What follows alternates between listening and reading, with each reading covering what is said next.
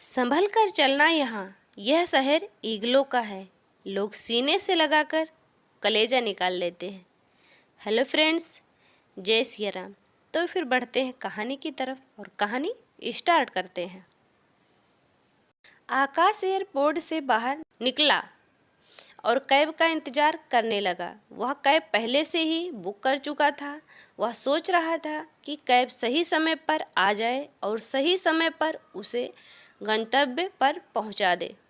कुछ ही देर में एक शानदार चमचमाती हुई कार उसके सामने आकर रुकी, जिसे देखकर आकाश एक पल के लिए चौंक सा गया कि क्या ये उसके द्वारा बुक की गई कैब ही है। उसका अंदाज़ा सही था, वो वही कैब थी। कार से एक ड्राइवर बाहर आया और उसने आकाश के लिए पीछे का दरवाज़ा खोला। आकाश के बैठते ही उसने कागज़ का एक पन्ना उसे पकड़ा दिया और बोला, सर, इस कागज़ पर हमारा मिशन स्टेटमेंट लिखा हुआ है। आप आराम से बैठकर इसे पढ़ लीजिए। तब तक मैं आपका सामान डिक्की में डाल देता हूँ। ओह!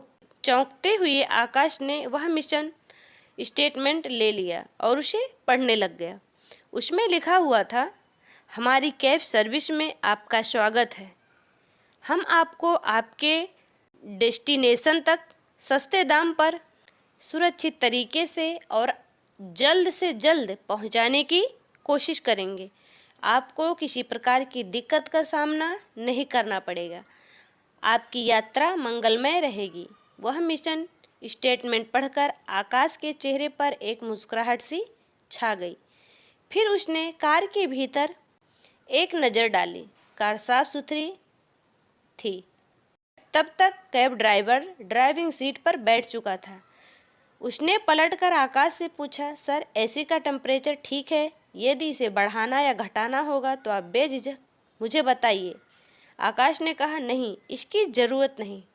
एसी का टेम्परेचर बिल्कुल ठीक है। इसके बाद कैब ड्राइवर ने एक कार्ड आकाश की ओर बढ़ाया और बोला, सर, इस कार्ड पर सभी रेडियो स्टेशन की पूरी डिटेल्स है।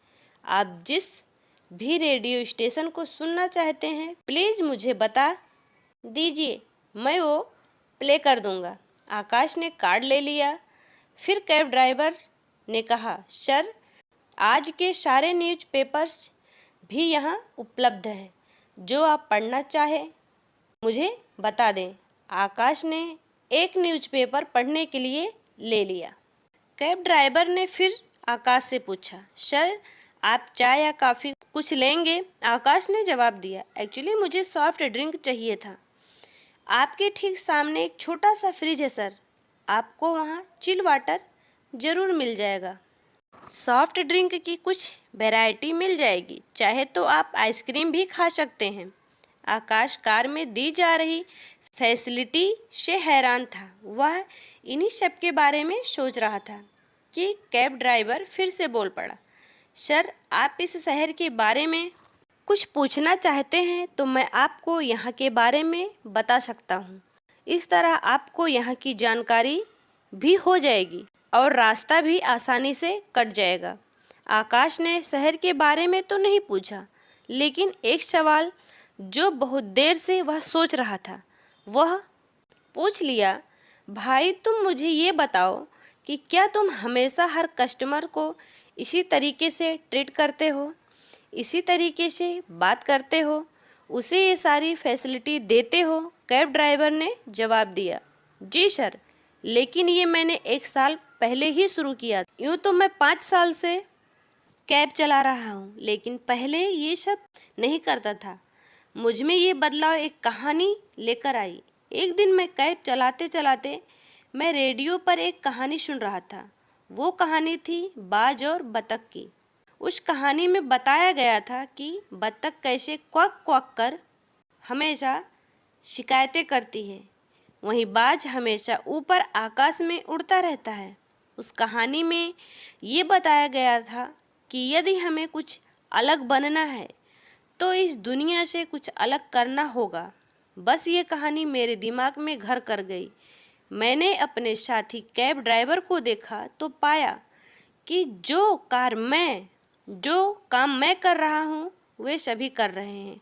एक दिन थक हार कर काम करते हैं और ज़िंदगी की शिकायतें करते रहते हैं। मैं भी वैसा ही कर रहा था, लेकिन उस दिन से मैंने सोचा कि मुझे कुछ अलग करना चाहिए। बस उस दिन से धीरे धीरे अपनी कैब को बदलना शुरू कर दिया। धीरे धीरे एक एक फैसिलिटी ऐड करनी शुरू की और आज तक कर रहा हूँ। आप बहुत लकी हैं सर कि आपको मेरे साथ ड्राइव करने का मौका मिला, क्योंकि मेरे कैब हमेशा बुक रहते हैं। एक बार जो पैसेंजर मेरे साथ आ जाता है वो हमेशा मेरे साथ ही जाना चाहता है। वो मेरा नंबर लेकर ही जाता है और ज़रूरत पड़ने पर कॉल कर लेता है। कई बार मैं बुक होता हूँ तो अपने दोस्तों को भेज देता हूँ और उन्हें कोई दिक्कत नहीं आने देता। आप भी ये मेरा कार्ड ले लीजिए सर। कभी आपको भी मेरी ज़रूरत पड़े तो ज़रूर याद कीजिएगा। आकाश को आज तक इतना बढ़िया ड्राइवर कभी नहीं मिला था। उसका ये सफ़र उसके लिए खास बन गया था। Moral of the story. सीख, जिंदगी में बतख की तरह शिकायत करना बंद कर दें, क्योंकि फिर ज़िंदगी बस शिकायत बनकर रह जाएगी। ज़िंदगी में वो मज़ा नहीं रह जाएगा। असल ज़िंदगी का मज़ा लेना है तो अपनी सोच ऊंची रखकर बाज की तरह ऊपर आकाश में उड़ना होगा। सबसे हटकर दुनिया में कुछ अलग काम करना होगा, तभी आप अपना एक अलग नाम और एक अलग मुकाम हासिल कर पाएंगे।